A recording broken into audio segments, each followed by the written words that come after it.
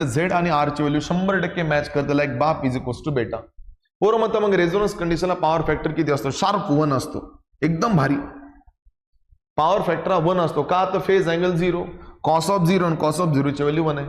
तुम्हाला माहिती आहे का रेझोनन्स कंडिशनला पॉवर मिळते जिथं फेज अँगल π/2 असतो ना, तिथं पॉवर 0 घ्यायची.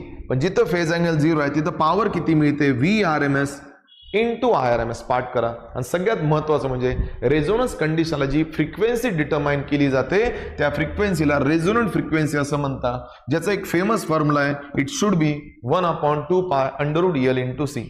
एक्झाम मध्ये असं पण विचारलं जातं की रेझोनंट फ्रिक्वेन्सी कशावर डिपेंड असते, आर वर, एल वर का सी वर? आर घ्यायचं नाही. Resonant frequency is only depends on the inductor and capacitor. का? कारण पोरो रेझिस्टरचा फ्रिक्वेन्सी सोबत काहीच कनेक्शन नाहीये. Is that clear? समजलं सर्वांना? परत एकदा